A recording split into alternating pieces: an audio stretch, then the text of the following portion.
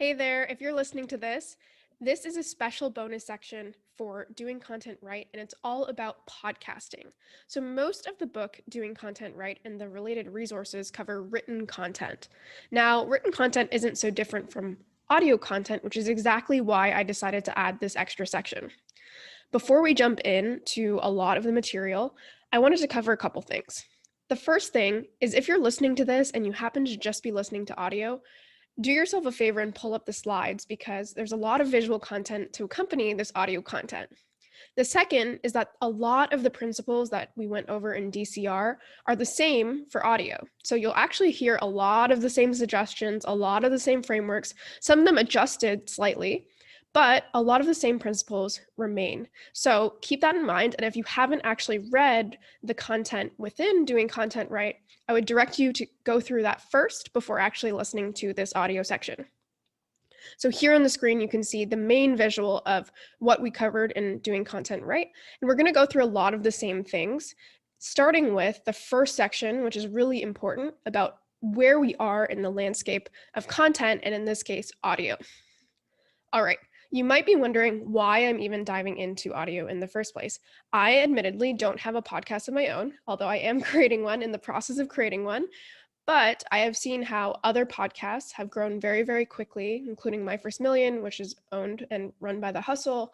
And I think the main reason that I wanted to cover this is because audio is surging right now. We're seeing a lot of platforms, a lot of people who are interested in getting involved.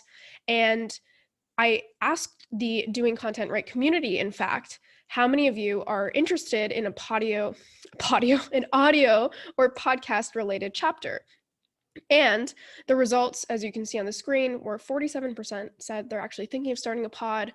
38% were thinking maybe, probably not starting a pod, but I might find this content interesting. And so that's a strong majority of people who are at least interested in the potential of audio. And again, I'm including myself in that. So, what are we actually going to cover here? Well, I want to clarify because there's a lot of content online about audio, and I'm not going to cover everything. Similar to DCR, there will be tactical advice, but really I want to position you to think about the audio ecosystem, how it's evolving, what's changing about it, and how you can fit into that ecosystem perhaps most effectively. And so, what I'm going to cover is 4 distinct episodes. The first episode is all about what I'm calling the audio era. So, really, why audio today? Similar to how we talked about written content and the evolution there, this will be really, really essential for you if you're even starting a podcast. And this is the main thing that I think a lot of people skip over before even thinking of starting a podcast. The second episode, number 2, is about your podcast monopoly. So it's the same idea as a personal monopoly. It's this idea of finding your differentiator. And in order to find your differentiator, we need to think through the similarities or differences between how people listen to podcasts relative to other content and what format, for example, you should actually go with, or how you should think about that if you're starting a podcast. The third episode I'm calling Land and Expand, and this is all about distribution and growth. So if you're thinking of starting a podcast, you probably have certain goals that you're actually trying to achieve. Perhaps you're looking to grow your personal brand, perhaps you're looking to grow your MRR. Either way, whatever your goals are, you probably want to grow your podcast and probably want it to be significant in size. So that chapter is all about how to do that. We won't focus so much on discrete tactics, although there are some. But again, how to think about growing a podcast relative to other content out there and how you might shift your thinking or your approach compared to written content. And then the fourth episode is bonus questions. These are just a few questions from the community directly that were submitted in advance and I wanted to answer. But a lot of that content will kind of be wrapping in episodes 1 to 3 to answer those questions. Now, to clarify, I wanted to say that this series will not cover a couple things. Mostly what it won't cover are things like what hardware or software to buy, similar to what was mentioned in Doing Content Right, where chapter 2 was very, very short in terms of what software to use or what blogging platforms to use. The hardware or software that you use is important. I'm not trying to diminish the importance of it, but it is not your make or break. And ultimately, that will not be what makes you successful or not successful. And then in addition to that, there is a lot of content out there already on these topics. In addition to that, I'm not going to teach you how to produce or operationalize a podcast. And what I mean by that, things like locking in guests if you choose to do an interview style podcast, how to upload your podcast to RSS feeds, planning your calendar, editing an episode. A lot of those things are important and necessary for a podcast, but I am not an expert in those things, and I don't think you need to be either. Most of those things are not make or break. You just need to be good enough. And so I will not be covering those things in here. I think there's specific things around how to think about podcasts that are actually more essential in your success. Now, for distribution, as I mentioned, there will be some tactics that I cover in depth here, but if you're looking for more tactics, a lot of the same mechanics apply to audio as they do written content. So be sure to revisit Doing Content Right, and in particular, the distribution section for how to actually build and grow your content. And then finally, a quick note. If you are looking for something more in the nitty gritty, if you're looking for something with templates and certain things that talk about hardware or software, there's a couple resources that I linked in the slides, including Podcast OS, and then Justin Jackson from transistor.fm has some great resources as well, which are free. Podcast OS is not free. All right, with that said, I'm excited to jump into chapter number 1. And this is what I'm calling, again, the audio era. So before we even get into that, I want to clarify one thing in particular, and it is this idea that podcasts are just a form of content. And you can kind of reframe that statement by saying audio is just a form or a medium similar to written content or video content, infographics, magazines, press releases, books. You can see if you're looking at the slides, so many different forms of content. A tweet is a form of content. A YouTube video is a form of content. A TV show. Content has existed for a very, very long time. And podcasts or audiobooks, which are really kind of evergreen forms of audio content, are not new, first of all. But in addition to that, they are just amongst the wide sea of content that already exists out there. Why is this important, and why am I even bringing this up? Well, if an audiobook or a podcast, which is what we're really going to focus on in this section, are just a form of content, then what does that mean? Well, what I'm trying to get at here is that the medium only really gets you so far. So there are several definitions of content. I'm not going to go through them in depth, but if you just Google content, you'll get quite a few definitions for the term. But for this purpose, we're going to stick with the definition that content is really just a medium for communicating ideas. And so if that's true, and a tweet or a book or a podcast or a video are really just mediums for communicating ideas to the masses or to your audience, then what's really important, and this was true with the content in DCR, is that the medium only matters to a certain extent. The medium itself will only get you so far. What matters is actually what you do with the medium, or you could also kind of reframe that and say what you do with a tool.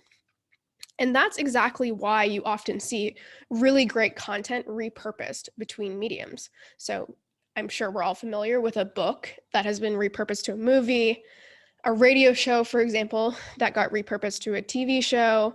If you did a presentation somewhere as a talk, as a speaker, that can be repurposed into a blog article. An email itself, if you sent an email to someone and you had a really great idea, throughout that email, or perhaps through your newsletter, you could transform that content into a podcast. A tweet can be transformed into video. You get the point. So this is really the idea that the best content wins, not because of the platform it's necessarily on, although you can tailor content to a particular platform. But what really matters is that the content is excellent. So that's kind of a precursor, and that's something that we talked about in Doing Content Right already. All right, so if that is true, and it is true that the medium doesn't necessarily mean that you will win in a particular space, then why podcasts? Why are we seeing so many people jump to start a podcast or invest in audio today? Well, that brings us back to one of the concepts in Doing Content Right, which is this idea of supply and demand. And anytime a barrier to entry into any field reduces, then you're going to see more supply, right? And we're seeing this with podcasts today. When you think about this barrier to entry and how it's evolved over time, we can look back to the writing tool evolution, actually, to give us some insight into where we are today. So this is not fully comprehensive, but if we look to 2003 for writing tools, that's when WordPress first started. And there was many things, or there were many things prior to WordPress, but WordPress was really this game-changing tool that allowed so many more people to participate. Throughout the next decade, that's when you saw Wix and Ghost and Drupal, different tools that really, really enhanced your ability to participate. And then only really after that decade did you see this mass of participation jump into the market. If we compare that to podcasting tools, you have Buzzsprout, which is one of the tools that's quite popular today, founded in 2008. But many of the tools that you know today were only founded in the last couple of years. And in fact, Apple Podcasts and their app was only distributed as a standalone app in 2012. So if you imagine, that's less than a decade ago.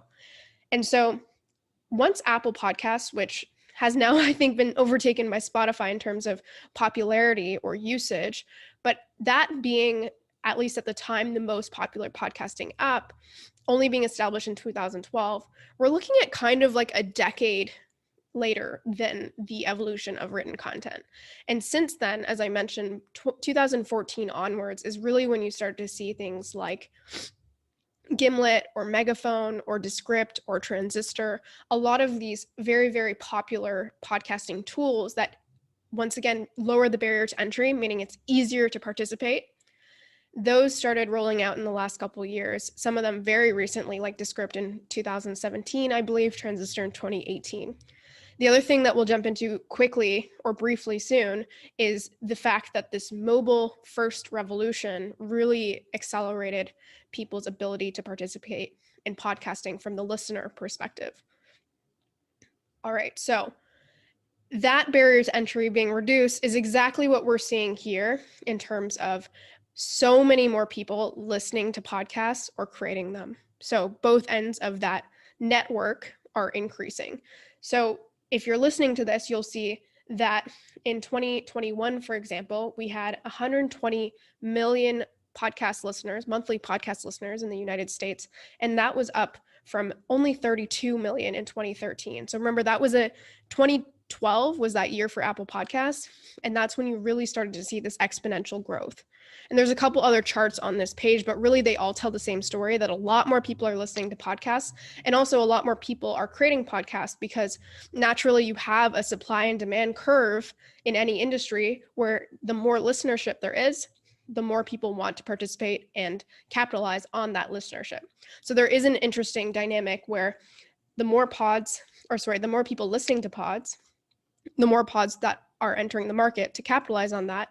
And by that competition, you are also seeing the caliber of podcasts improve.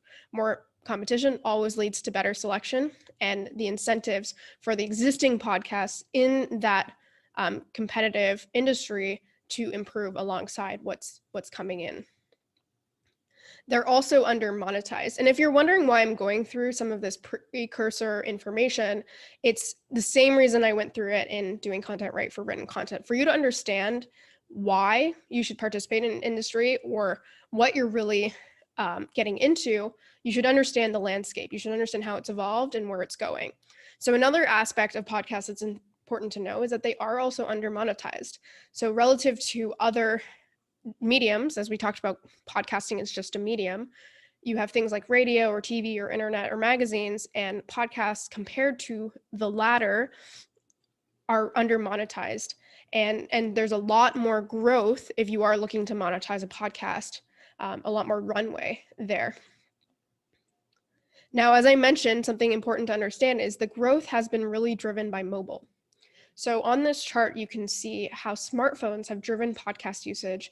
And you can actually see that since 2014 to 2019, the amount of people listening to podcasts through a computer, a tablet, or other devices didn't really increase in any kind of marginal way.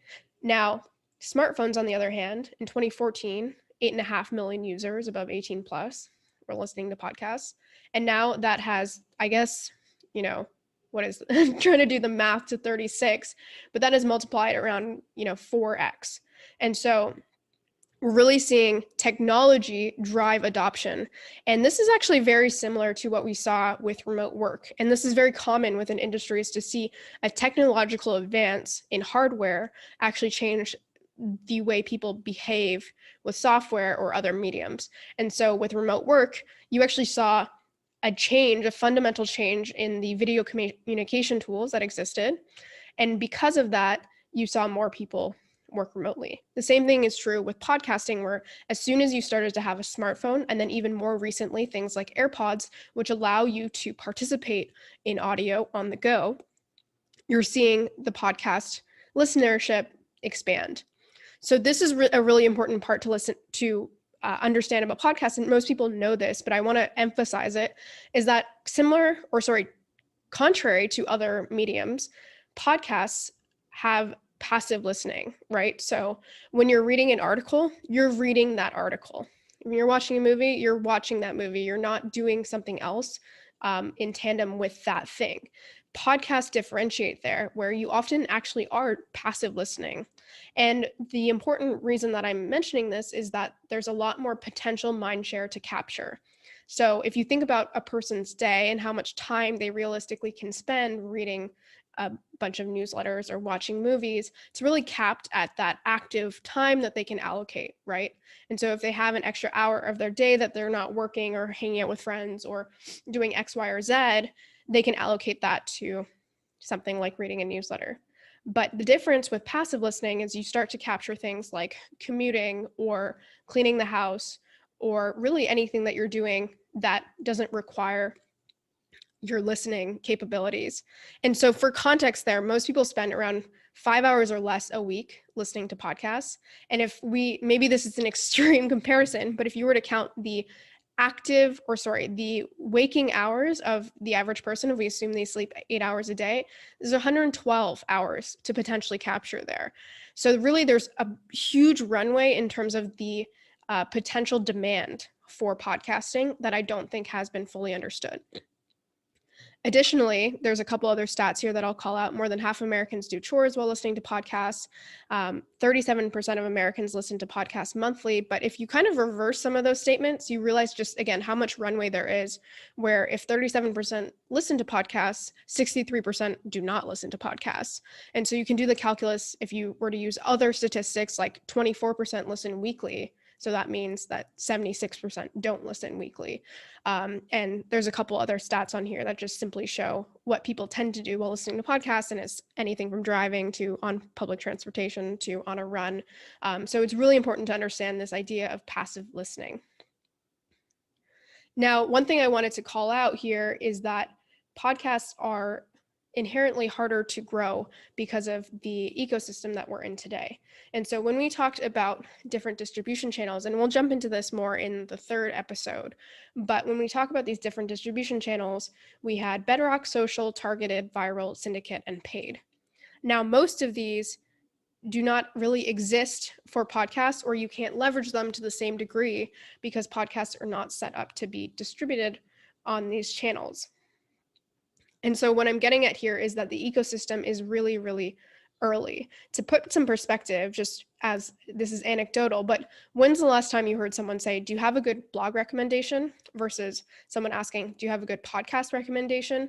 And the reason that it's more often the latter, I think, is because people are still very early in the stages of being able to find podcasts that they love, because the infrastructure to do that is still very early on.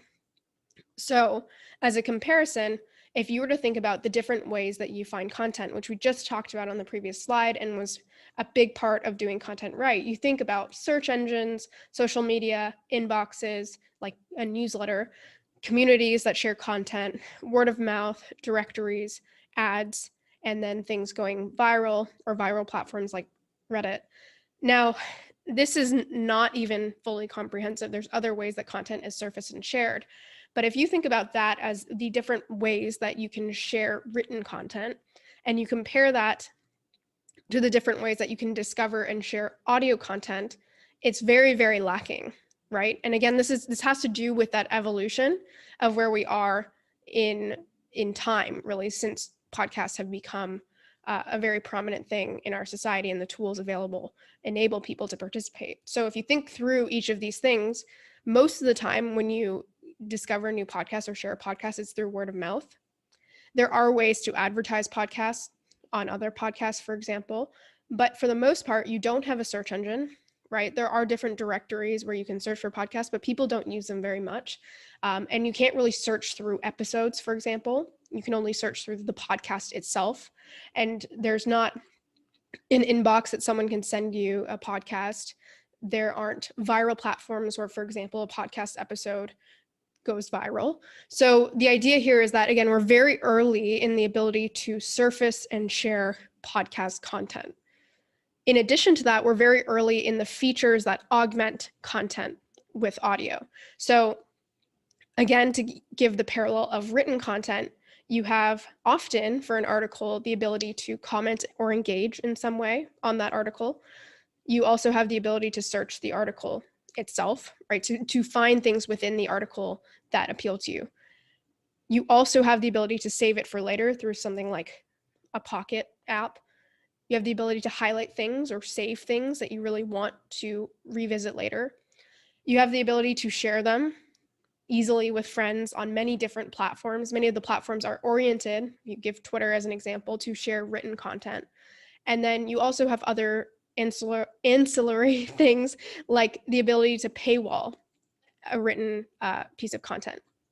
Now, if we use the same example for audio, many of these things don't exist. Sure, you maybe can save it for later and download it in your Apple Podcast app, for example.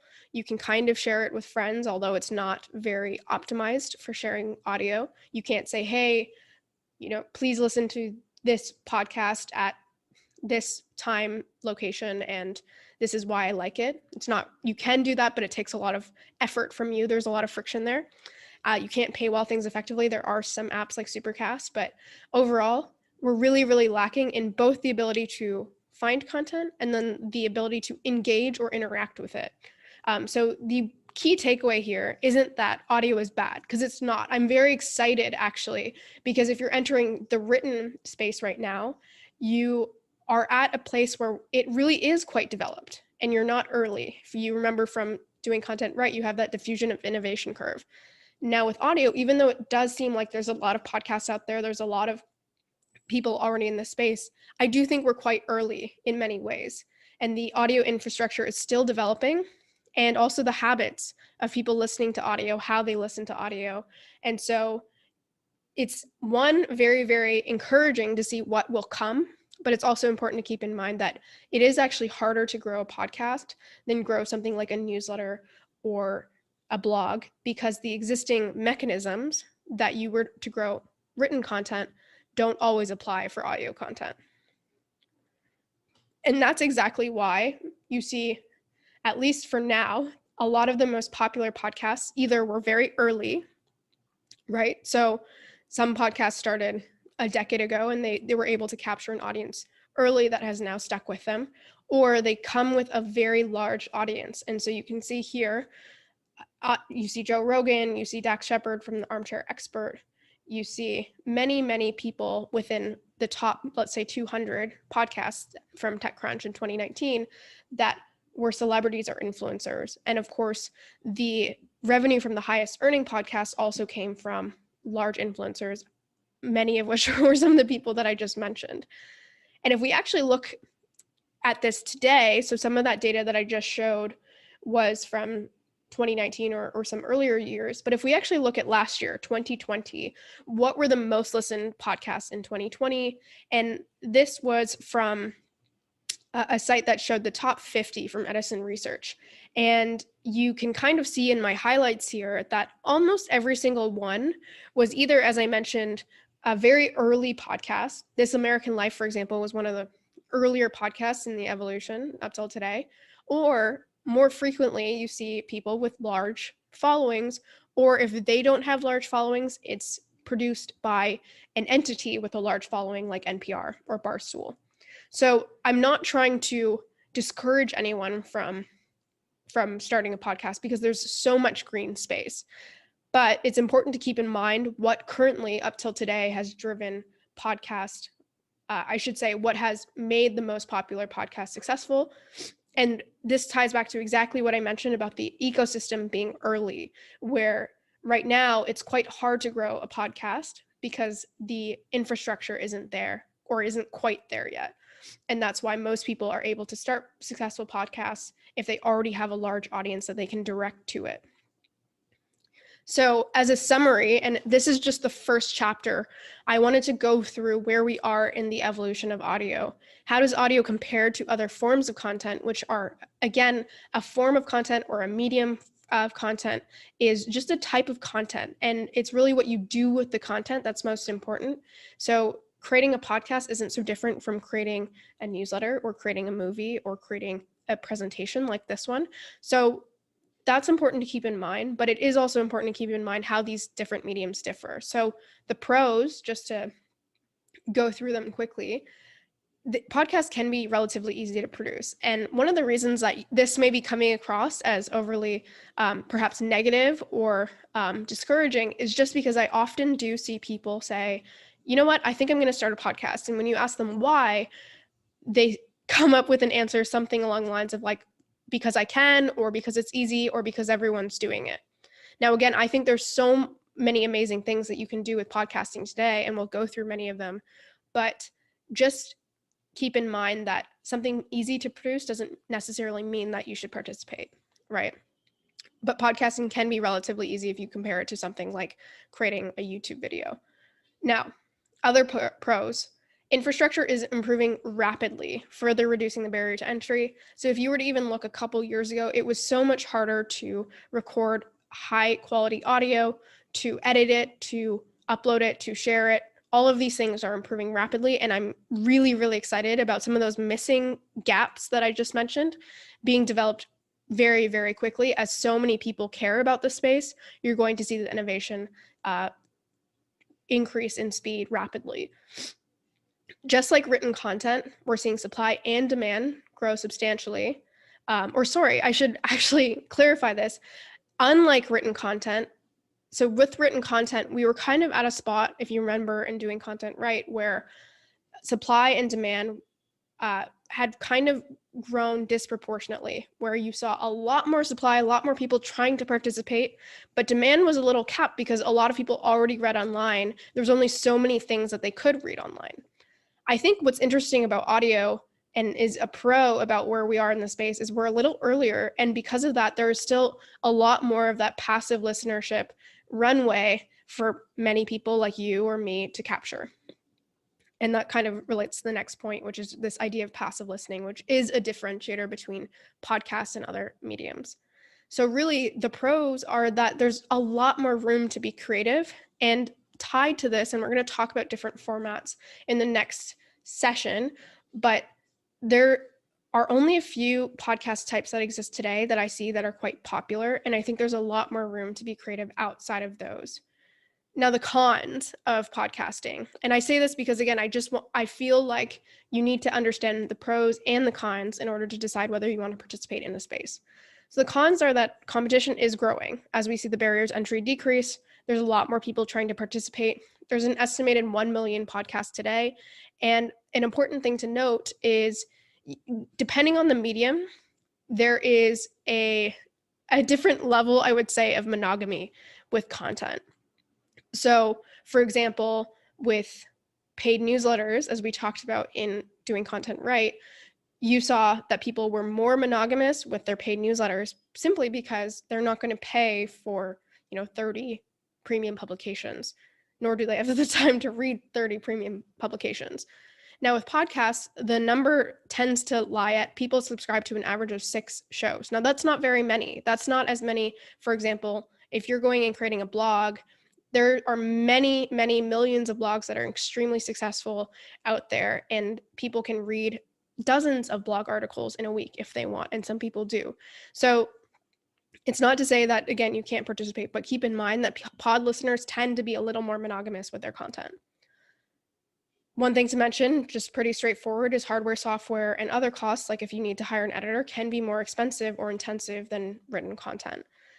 It can also be hard to capture certain concepts. So one of the reasons that I'm actually doing this as more of a video with slides and a deck is because there are visual elements that I want to convey. There are ways that you can do audio and effectively teach people things. In fact, there are companies, like if you've ever heard of Knowable, that are trying to do exactly that. But if you, for example, are trying to teach someone how to do Excel, that's a lot harder with audio. And that's just something important to keep in mind, because depending on what you're trying to accomplish, you should filter that information through and think about what medium you want to utilize. And then finally, this is really the key, I would say, in terms of what should be kept in mind as a con or potential driver away from podcasts, is just that distribution is tough.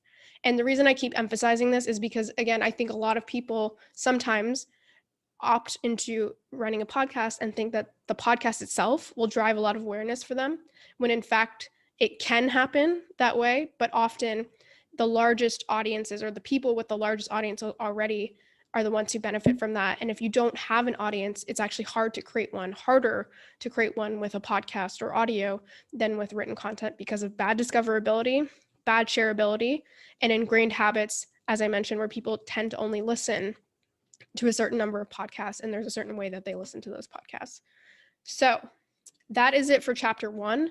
I'm going to take a quick pause and we're going to jump to chapter 2, where we talk